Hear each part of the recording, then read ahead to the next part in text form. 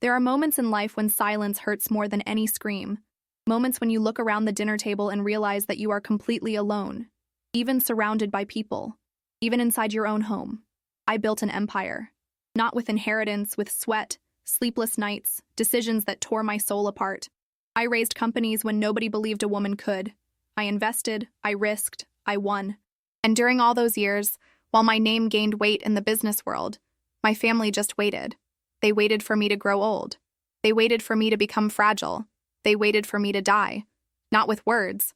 Nobody has the courage to say these things out loud. But with looks, with fake smiles, with that self-serving affection that only appears when money is involved. Have you ever felt that? That tightness in your chest when you realize that the people you love most only love what you can give them? My children stopped visiting me years ago. They would call on my birthday, always rushed, always with some excuse ready. But when they needed something, then the conversation was long. Then I was mom again. My husband? He's been gone for a decade. But even when he was alive, he didn't see me anymore. I was the provider, the one responsible, the one who held everything on her back while he collected the applause. And my grandchildren, poor children, they grew up hearing that grandma was rich, that grandma had mansions, cars, stocks. Never that grandma was a woman, with dreams, with scars, with a heart that still bled inside. I was invisible inside my own family. And you know what hurts the most? It's not the greed. It's the indifference. It's realizing that to them, I was already dead. It just needed to be made official. But I'm not the kind of woman who gives up. I didn't get here by being fragile. I learned throughout my life that the greatest revenge is not the scream. It's strategic silence. It's letting people reveal who they really are, and then acting. So I made a decision that would change everything. I called my lawyer, I redid my will, and I waited. I waited with the patience of someone who knows the truth always comes out. I waited until the day they all gathered in the office, with those solemn faces, pretending sadness, but with eyes shining with greed. They thought they would inherit everything. They thought they would finally reap the fruits of years of patience. Until the lawyer started reading, and the floor collapsed under their feet. Have you ever needed to show someone how much you're worth? Have you ever felt that you would only be remembered for what you left behind? Then you'll understand this story. Because it's not just mine. It's every woman's who built empires while being treated as invisible. Leave in the comments where you're watching us from. And get ready, because what happened in that room changed everything. Because nobody underestimates a woman who knows her own worth. Let me take you back to where it all began. Not to the reading of the will, we'll get there, but to the moment when I realized I had become a ghost in my own life. It was a Tuesday afternoon. I remember because Tuesdays were always the day I used to have lunch with my daughter. Used to. Past tense. Because that tradition had died years ago, though nobody officially buried it. I was sitting in my living room, the one that overlooks the gardens I personally designed 30 years ago. The afternoon light was coming through the French windows, casting long shadows across the Persian rug I bought in Tehran in 1978. That rug cost more than most people's cars. But that day, looking at it, I realized something. All these beautiful things surrounding me, all these treasures I had collected over a lifetime of success, they were just things. Objects. They couldn't hold my hand. They couldn't call me mom with genuine love in their voice. The phone rang. For a moment, my heart jumped. Maybe it was Jennifer, my daughter. Maybe this time she was calling just to talk, just to ask how I was doing. I picked up with that foolish hope that refuses to die, no matter how many times it's been disappointed. It was Jennifer. But before I could even say hello properly, she launched into it. Mom, I need to talk to you about something important. My heart sank. I knew that tone. I had heard it 100 times before. It was the tone that came before a request. Before another withdrawal from the bank of Mom's endless resources. She needed money. Again. Some investment opportunity that couldn't wait. Some urgent expense that somehow always materialized right when her own accounts were running low. As she talked, I looked out at those gardens, and I had this strange out-of-body experience. I could see myself, an elderly woman holding a phone, listening to her own daughter perform a script we had both memorized. The script where she pretended this was the last time, where she promised she'd pay me back, where she assured me this was different from all the other times. I gave her the money. I always did. But as I hung up the phone, something inside me broke. Not dramatically, not with tears or anger, just a quiet, definitive crack. like a foundation that had been slowly weakening finally giving way. That night, I couldn't sleep. I lay in my king-sized bed, the one I had slept in alone for 10 years since Harold died, and I did something I hadn't allowed myself to do in a very long time. I let myself remember. I let myself feel the full weight of what my life had become. I remembered the early days, when Harold and I were young, when we built the first business together with nothing but a $20,000 loan and a dream that kept us up at night with excitement rather than worry. I remembered how his eyes used to light up when he looked at me, how he used to call me his partner, his equal, his better half. But somewhere along the way, that changed. Success came, and with it, the slow erosion of who we were together. I was the one managing everything, making the hard decisions, taking the risks that made our fortune grow. But Harold, he was the face. The one who played golf with investors, who gave interviews, who collected awards. And slowly, imperceptibly, I became the woman behind the man, even though I was the engine driving everything forward. When Jennifer was born, I thought things would change. I thought having a daughter would give me someone who would understand, someone who would see me not as an ATM or a business machine, but as a woman, as a mother. I poured everything into her. The best schools, the best opportunities, the kind of childhood I never had. But money, I learned too late, is a terrible teacher. It teaches people what they can take, not what they should give. Jennifer grew up watching her father take credit for my work. She grew up in a world where mom was always there, always providing, always solving problems with a checkbook. Is it any wonder she learned to see me the same way? Then came Michael, my son, 5 years after Jennifer. With him, I tried to do things differently. I tried to be more present, less focused on work. But by then, the business was enormous, demanding, unforgiving of inattention. And Harold, well, Harold had found other interests, younger interests. He thought I didn't know, but I knew everything. I always did. I just chose to focus on what I could control. Michael grew up angry at me for working too much, angry at his father for being absent in different ways, angry at his sister for being the golden child. He acted out, got into trouble, made choices that kept me awake at night. I bailed him out over and over, hoping that this time he would learn. This time he would see that I wasn't the enemy. I was just a mother trying to hold her family together with the only tools I had. But children don't see nuance. They see what's in front of them. And what was in front of them was a mother who was always busy, always stressed, always choosing work over them. They didn't see the why behind it. They didn't see that I was building their future, securing their comfort, trying to create something that would outlast me. Or maybe they did see it. Maybe that was the problem. Maybe they saw it too clearly and decided that their inheritance was more valuable than their mother. The grandchildren came next. Jennifer had 2, Michael had 3. I had hoped, desperately hoped, that becoming a grandmother would give me a second chance, a chance to be present in a way I couldn't be as a mother. But my children had learned their lessons well. The grandchildren were kept at a distance, brought out for brief, supervised visits that felt more like photo opportunities than genuine connections. Little Emma, Jennifer's youngest, she was different. She would look at me with these curious eyes, like she was trying to figure out who I really was beneath the designer clothes and the formal manners. Once, when she was 6, she asked me, "Grandma, are you lonely?" The question pierced me. Out of the mouths of babes, they say. I told her no, of course not. How could I be lonely with such a wonderful family? But she saw through it. Even at 6, she saw what the adults refused to acknowledge. I was desperately, achingly lonely, surrounded by people who shared my blood but not my life, who wanted my money but not my company, who were waiting with varying degrees of patience for me to do them the favor of dying and making them rich. That night, lying in bed, unable to sleep, I made a decision. I got up, went to my study, and I started writing. Not the will, not yet. First, I needed to write the truth. I needed to see it all laid out in black and white. Every disappointment, every betrayal, every moment when I was treated as a means to an end rather than a human being. I wrote about Harold's affairs, the ones he thought I didn't know about. I wrote about Jennifer's contempt thinly veiled as concern, her phone calls that only came when she needed something. I wrote about Michael's resentment, how he blamed me for every failure in his life while taking credit for nothing. I wrote about the grandchildren being raised to see me as a bank vault rather than a grandmother. And I wrote about myself, about the choices I made, the prices I paid, the woman I became in pursuit of success. I wrote until the sun came up. Pages and pages of truth that I had been swallowing for decades.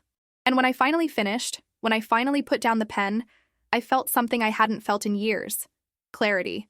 Cold, brutal, liberating clarity. I knew what I had to do. The next morning, I called my attorney. Not the family attorney, the one who handled Harold's estate and knew my children. I called Marcus Webb, a man I had worked with on several business acquisitions. A man who understood that sentiment and business should never be confused. A man who would do exactly what I asked without trying to talk me out of it for the sake of family harmony. "Marcus," I said when he answered, "I need to revise my will. Completely.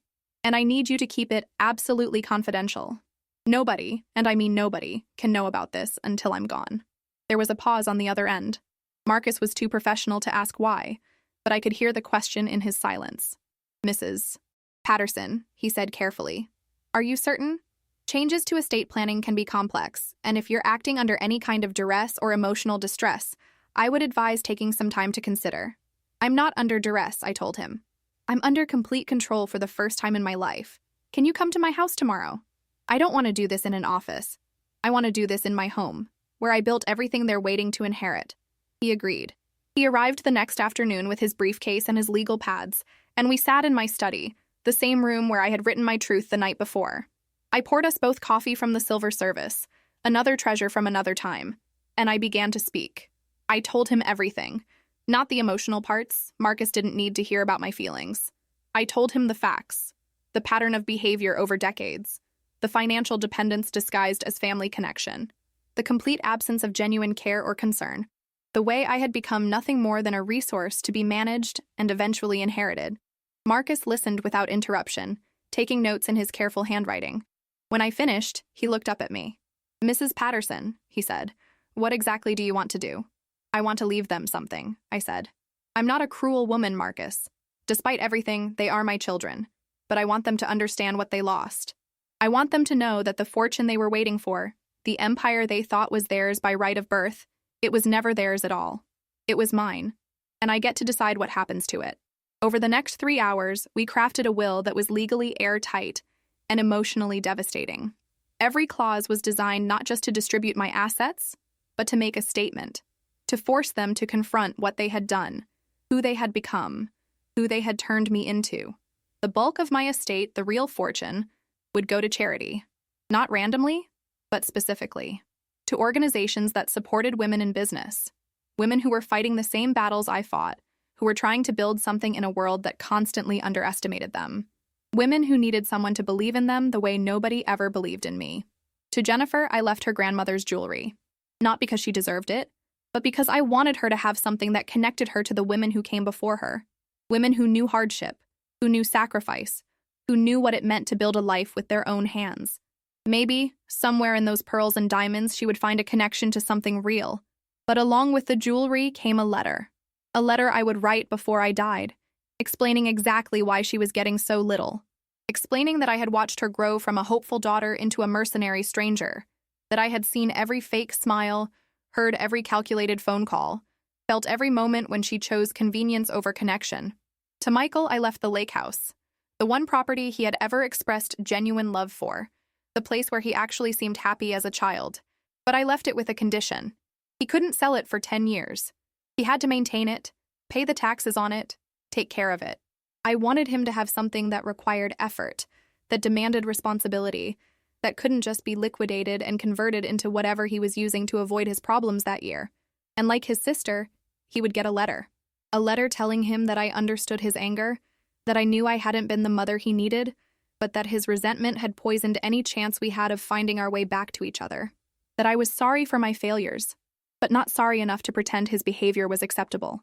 The grandchildren would receive trust funds, but not accessible until they turned 30. Not 21, not 25, 30. Old enough, I hoped, to have learned something about the world, about money, about the difference between inheritance and accomplishment. The trusts would be substantial enough to help them, but not so large as to destroy them. And Emma, little Emma, with her perceptive questions, she would get something extra. A letter to be given to her on her 21st birthday. A letter from the grandmother she barely knew, telling her the truth about everything. Telling her that being a woman in this world requires strength, requires the courage to be underestimated and to prove everyone wrong. telling her to build her own life, make her own fortune, and never, ever let anyone make her feel invisible.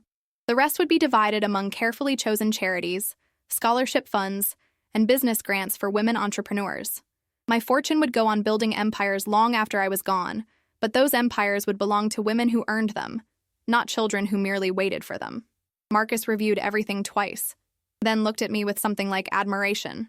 "This is," he said quietly, "one of the most precisely constructed pieces of estate planning I've ever seen.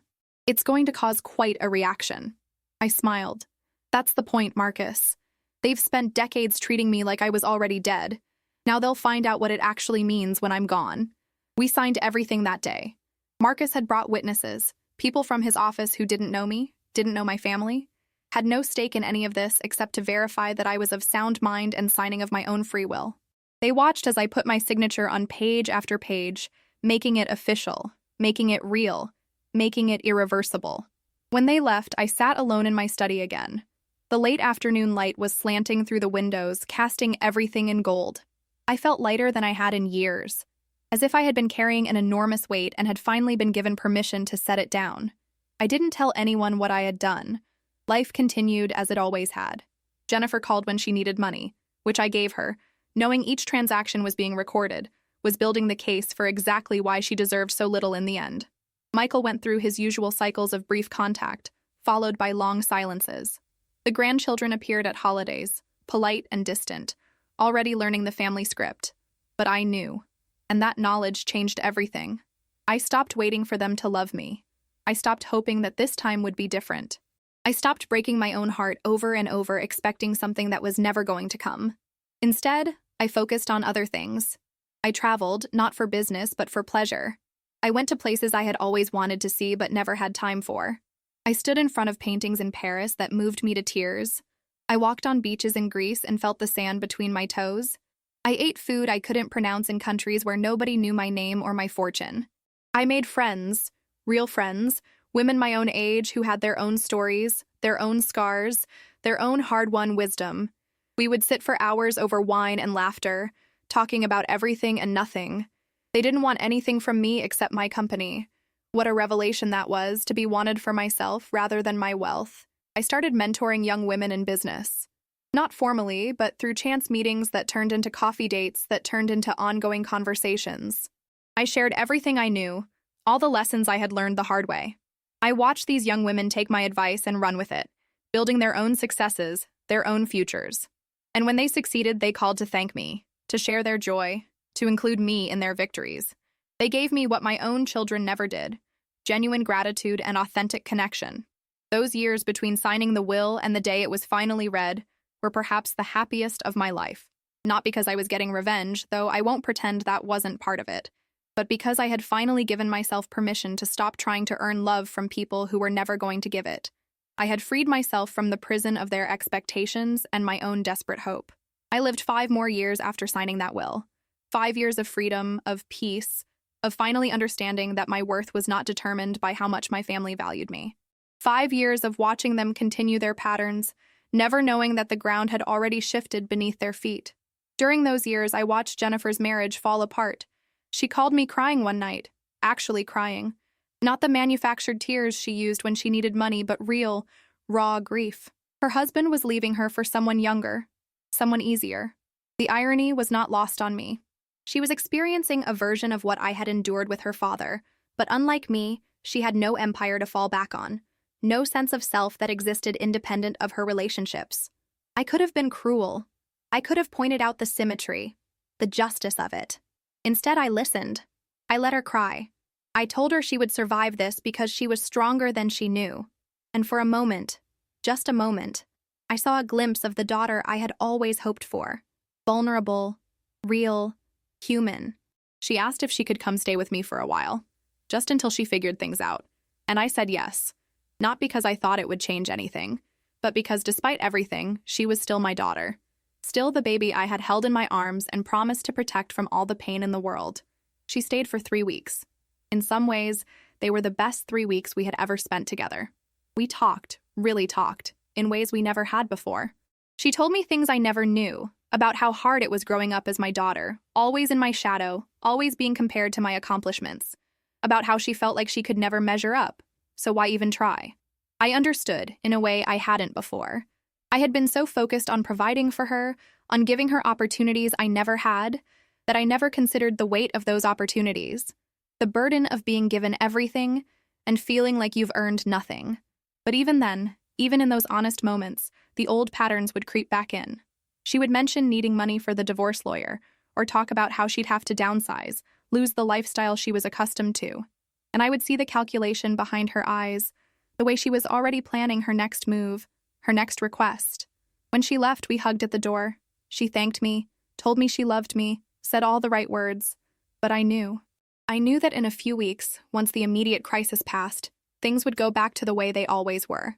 The phone calls would become less frequent, the visits would stop, and I would once again be reduced to the role I had always played, the bank of mom. I was right. Within a month, the old patterns reasserted themselves. She was busy, she was stressed, she was dealing with so much.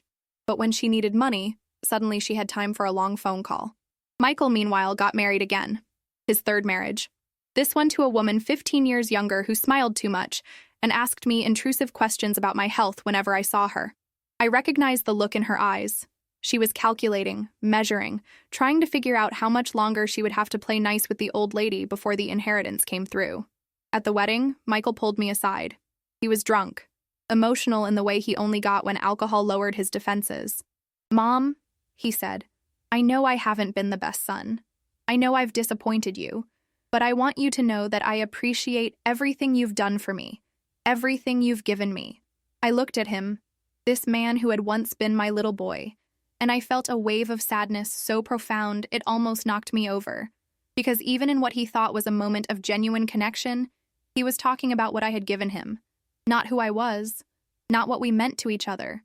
Just the transactions, the transfers, the material support. "Do you know what you've given me, Michael?" I asked him. He looked confused. "Can you name one thing you've given me that didn't come from my wallet?" He stared at me, his face flushing, anger and shame mixing in his eyes. "That's not fair," he said. You never needed anything from us. You had everything. I had everything except what mattered," I told him. "But it's too late now. Way too late." He walked away angry, and I didn't see him again for months. His wife called once to say I had upset him, that I needed to apologize if I wanted to be part of their lives. I didn't apologize. I didn't need to be part of a life where my only value was financial. The grandchildren grew. Emma, my perceptive Emma, started college. She called me sometimes, not for money, just to talk. She would tell me about her classes, her friends, her dreams of becoming a journalist. She wanted to tell stories, she said, real stories about real people. I encouraged her, told her the world needed more truth tellers. Once she asked me about my life, not my business success, but my actual life. What it was like being a woman in business in the 70s and 80s. What I sacrificed. What I gained. Whether I thought it was worth it. I told her the truth. I told her that success is complicated, that it requires sacrifices that nobody tells you about when you're starting out, that you can win every battle in the boardroom and still lose the wars that matter at home. That being underestimated is both a curse and a weapon, if you know how to use it. She listened with that intense focus young people have when they're actually interested, not just being polite. And when I finished, she said something that stayed with me. "Grandma, you're kind of a badass. Nobody ever talks about that side of you." Nobody ever asked, I told her. The other grandchildren I barely knew. They were polite strangers, showing up for obligatory visits, already infected with their parents' attitudes. I could see them calculating too, wondering what they would get, when they would get it. The apple, as they say, doesn't fall far from the tree. As I got older, frailer, the visits from Jennifer and Michael became more frequent. Not because they cared, but because they could see the finish line. They started making comments about my health, about whether I was managing okay on my own, whether I had thought about my estate planning. I assured them everything was in order. I had a will, everything was handled. They would relax, smile, tell me not to worry about such morbid things, but I could see the relief in their eyes, the satisfaction of knowing that their patience was finally going to pay off. I started having health problems in my 87th year. Nothing dramatic, just the slow wearing down of a body that had lived a long, hard life. My heart was weakening. My doctors said it could be months, could be a year, but probably not much longer than that. I called Marcus. "Is everything still in order?" I asked him. He confirmed that it was. The will was exactly as we had written it, updated only for minor legal changes over the years. Nothing that affected the core intent. "Did I want to make any changes?" he asked. "It's not unusual for people to reconsider near the end." "No changes," I told him. "They've had 5 years to surprise me, Marcus. 5 years to be different. They chose not to. So I'm choosing this." I spent my last months in surprising peace. I was ready. I had lived fully, accomplished more than most, loved deeply, even if that love wasn't returned the way I hoped. I had made my mark on the world, and I had made my choices about how my legacy would continue. Jennifer and Michael both offered to move in with me, to help care for me in my final days. I declined. I hired nurses instead, professionals who did their jobs without the pretense of affection. It was cleaner that way. Honest. But I did ask to see the grandchildren one last time. All of them together. I wanted to look at them, to see who they were becoming, to say whatever final words felt true. They came on a Sunday afternoon. 5 young people, ranging from Emma at 19 down to Michael's youngest at 14. We sat in the living room, the same room where I had sat so many times alone, and I looked at each of them. "You don't really know me," I told them. "That's not your fault. It's just how things worked out. But I want you to know something. I want you to know that success, real success, isn't about money. It's about building something that matters. It's about being true to yourself even when it costs you. It's about knowing your worth even when nobody else does." They nodded politely, clearly uncomfortable, except Emma, who was watching me with those sharp, understanding eyes. "The world is going to try to tell you who you should be," I continued. "It's going to try to limit you based on your gender, your age, your background. Don't let it. Fight for what you want. Build what you dream. And never, never let anyone make you feel invisible." "Thank you, Grandma," they chorused, the words empty of real understanding. They were too young, too comfortable, too certain of their futures to really hear me. But Emma, she heard. When the others left, she stayed behind for a moment. "Grandma," she said quietly, "are you okay? Like, really okay?" "I'm dying, sweetheart," I told her. "But yes, I'm okay. More okay than I've been in a long time." She hugged me then, a real hug. The kind that says, "I see you, I understand, I care." And for just a moment, I let myself imagine what it would have been like if all my grandchildren, if my own children, had been capable of that kind of genuine connection. But that was a fantasy, and I had stopped living in fantasies a long time ago. I died on a Tuesday morning in April. The nurses said it was peaceful. I simply didn't wake up. One moment I was sleeping, and the next I was gone. No drama, no final words, no deathbed reconciliation. Just a quiet exit from a life that had been anything but quiet. Jennifer and Michael were notified immediately. They arranged the funeral with impressive speed and efficiency. Nothing but the best, of course. A service at the cathedral, flowers flown in from 3 different countries, a reception at the country club. Everything designed to show the world that they were devoted children, mourning their beloved mother. I had left instructions with Marcus about the funeral. I wanted it to be exactly what they would plan anyway. Let them have their performance, their moment to play the grieving family. It was the least I could do, really. The last gift before they discovered the truth. The funeral was well attended.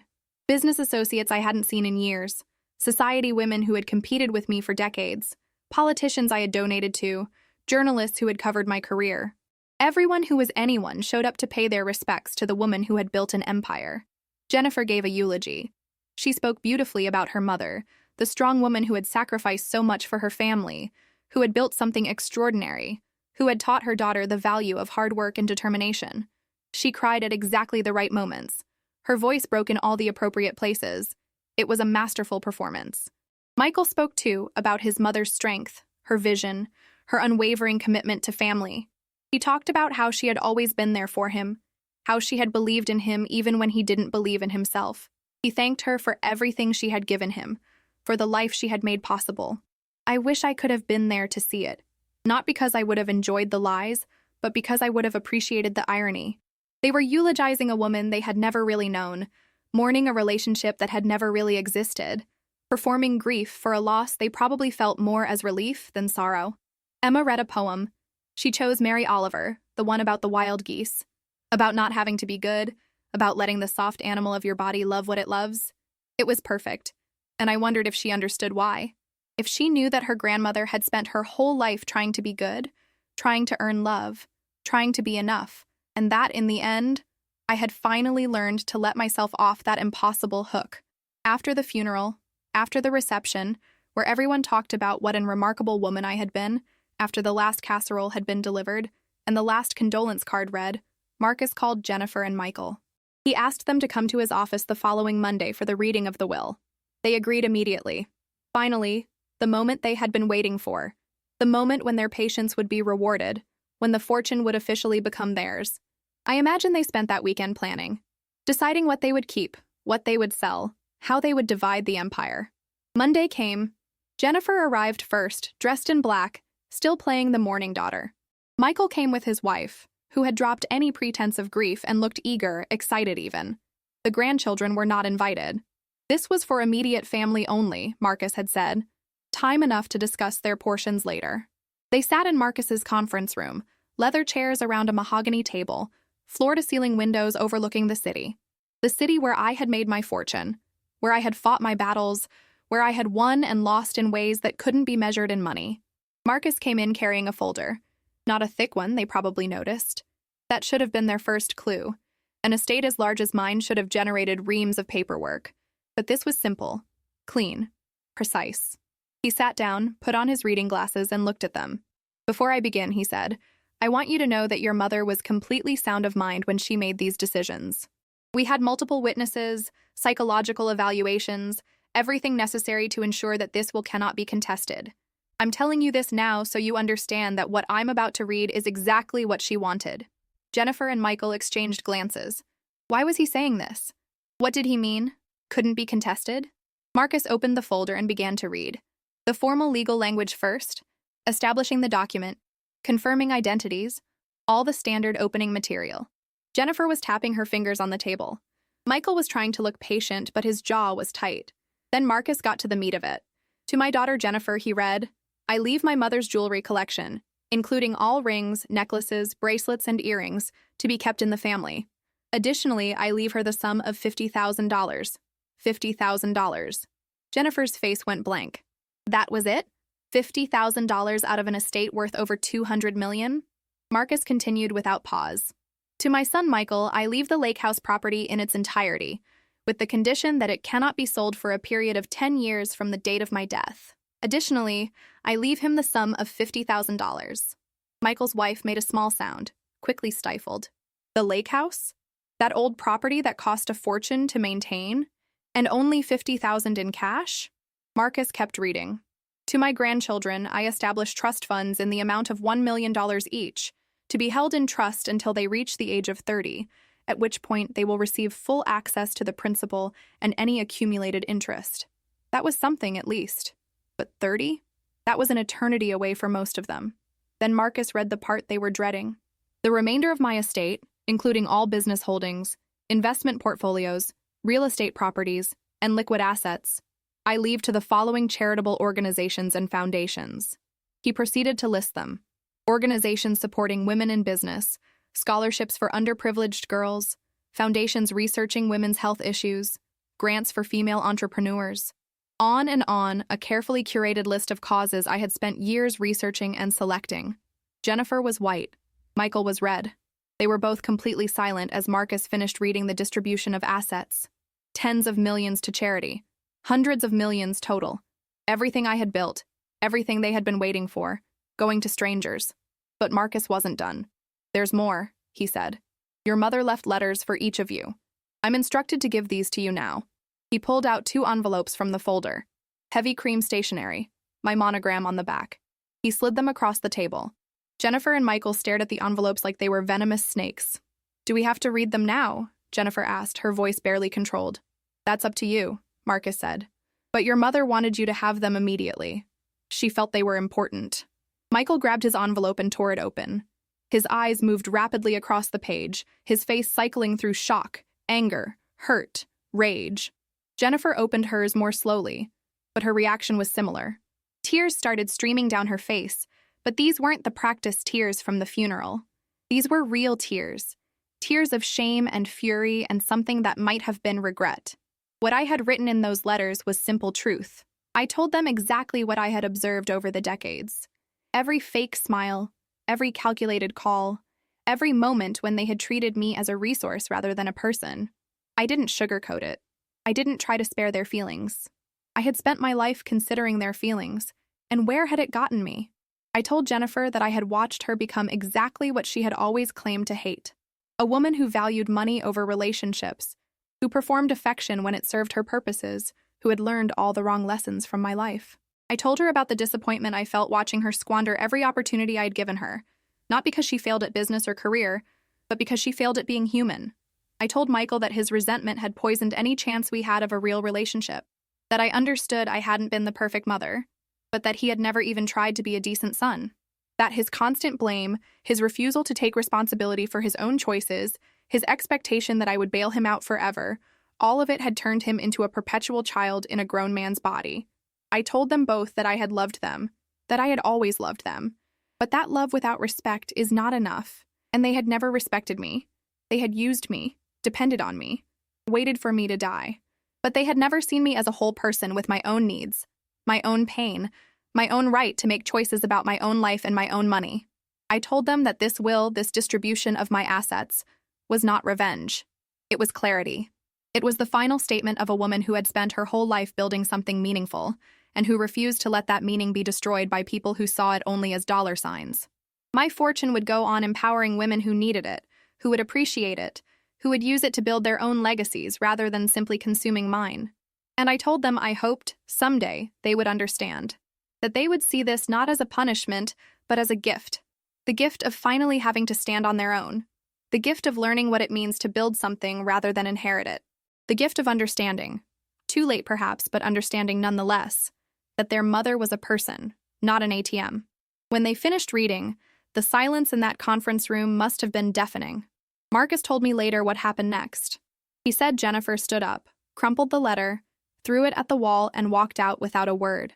Michael sat there longer, reading the letter over and over, as if he could find some loophole in my words, some way to argue with a dead woman. His wife tried to speak, tried to ask about contesting the will, but Marcus cut her off. He explained, as he had at the beginning, that everything was airtight. I had been evaluated by 3 different psychiatrists in the months before my death. All had certified that I was of completely sound mind. I had signed the will in front of multiple witnesses. I had even made a video statement, explaining my reasoning, to be used if anyone tried to challenge my decisions. There was no angle they could work, no legal loophole they could exploit. The will was final. The decision was made. The money was gone. Michael finally stood up, his face twisted with emotion. She hated us, he said. Our own mother hated us. Marcus, to his credit, corrected him. No, he said quietly. She loved you. That's what made this so hard for her. She loved you, but she couldn't respect what you had become. And she decided that her legacy deserved better than to be squandered by people who had never valued her except as a source of funds. Michael left then, his wife trailing behind him, already probably calculating divorce timelines. Jennifer was waiting in the lobby, her mascara streaked, her careful composure completely shattered. They left together, for once united. United in their shock, and their rage, and their disbelief. Over the next days and weeks, the story leaked out. It was too good, too dramatic, too perfectly ironic for it to stay private. A wealthy woman disinherits her ungrateful children and leaves everything to charity. The media loved it. Think pieces were written about family obligation versus personal autonomy, about what children owe their parents and what parents owe their children, about the role of inheritance in American wealth. Some people called me cruel. They said that no matter what my children had done, they were still my children. That family should come first. That I had been vindictive and petty. Others called me a hero. They said I had done what millions of parents wish they could do. That I had refused to reward bad behavior. That I had made a powerful statement about earned versus inherited worth. Jennifer and Michael both gave interviews. They painted themselves as victims of a bitter, angry old woman. They talked about how hard they had tried, how much they had loved me, how shocked and hurt they were by my betrayal. Jennifer cried on camera, talking about the jewelry her grandmother had left her, how it was all she had left of her mother now. But other stories came out too. Business associates who remembered how Jennifer would badmouth me behind my back. Friends who recalled Michael's constant complaints about his mother. Staff members from my household who testified to the years of neglect, the missed visits, the phone calls that only came when money was needed. The court of public opinion was divided, but I didn't care. I wasn't there to defend myself, and I had said everything I needed to say in those letters. The truth was out there. People could make their own judgments. Emma stayed silent through all of it. She didn't give interviews, didn't take sides publicly, but Marcus told me in our final conversation before I died that he would give her something extra. A letter I had written specifically for her 21st birthday, which was coming up in 2 years. In that letter, I told her everything. The whole truth about my life, my marriage, my choices, my regrets. I told her about building a business in a world that didn't want women to succeed, about the compromises I made, the prices I paid, the things I sacrificed. I told her about the loneliness of being successful, the isolation of being strong, the exhaustion of being the one everyone leaned on but nobody supported. And I told her what I wished someone had told me when I was her age, that she didn't have to be like me, that she could build success without sacrificing connection, that she could be strong without being alone, that the mistakes I made didn't have to be her mistakes too.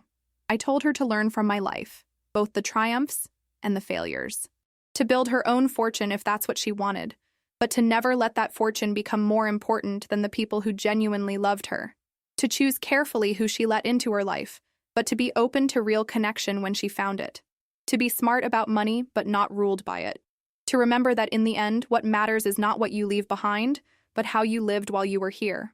Marcus kept his word. On Emma's 21st birthday, 2 years after my death, when the media storm had mostly died down and the will had been fully executed, he gave her the letter. She called him afterward. He told me he had written in his own notes about my estate. She had cried, he said, but they were good tears. Tears of understanding, of connection, of finally seeing her grandmother as a complete person rather than just a source of occasional birthday checks. She asked if there was anything else, any other documents or letters I had left.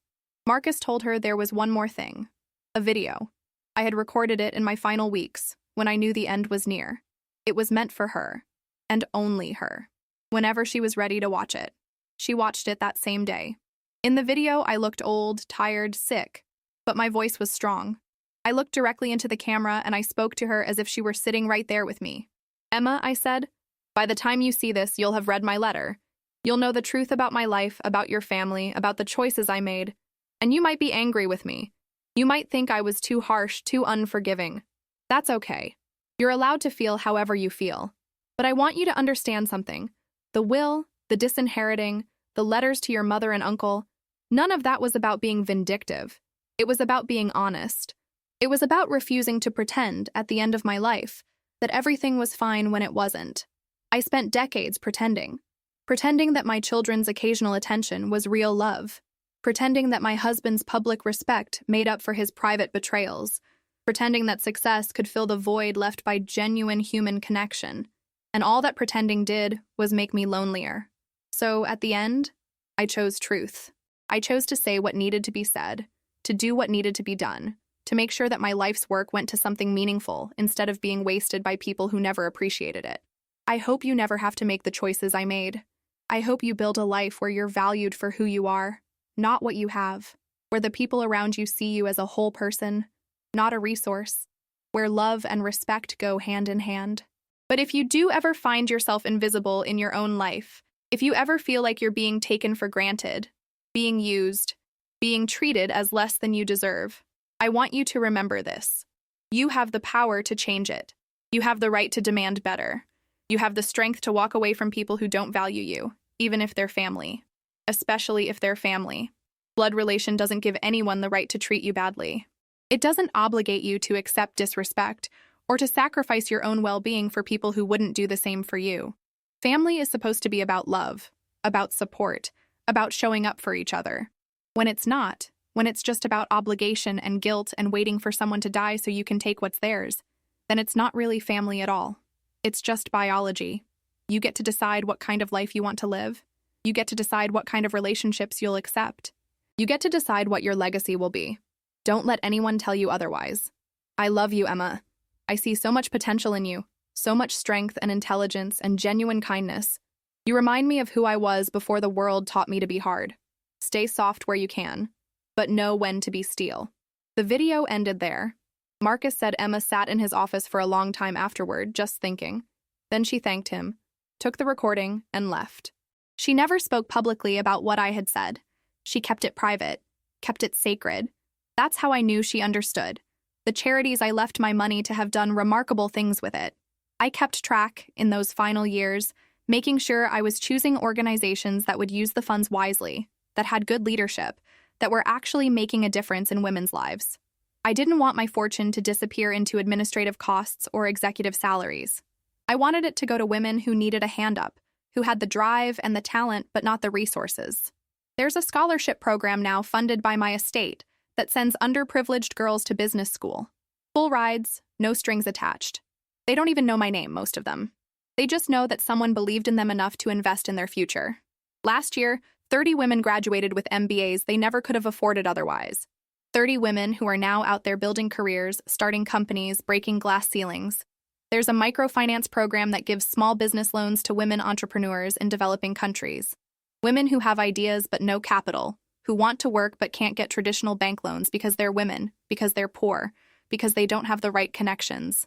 My money is helping them start businesses, support their families, change their communities. There's a research foundation studying health issues that primarily affect women, issues that have been underfunded and under-researched for decades because the medical establishment didn't take them seriously. They're making breakthroughs, publishing papers, saving lives. This is what I wanted. This is the legacy I chose. Not spoiled children spending my money on houses and cars and maintaining lifestyles they never earned, but real change, real impact, real meaning. Jennifer and Michael, they adjusted. They had to. Jennifer got a job, her first real job in 20 years. She works for a nonprofit now, ironically. Something about women's empowerment. I don't know if she sees the irony. She's not wealthy anymore, but she's not destitute either. She's learning to live within her means, to appreciate what she has instead of always wanting more. Michael sold the lake house after the 10 years were up. He had to maintain it all that time, had to pay the taxes, had to actually take care of something. I think it was good for him, actually. It forced him to be responsible in a way he never had been before.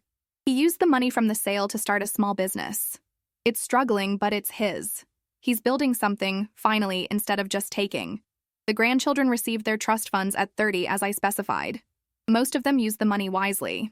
They had been given time to mature, to build their own lives, to understand the value of money before they received it.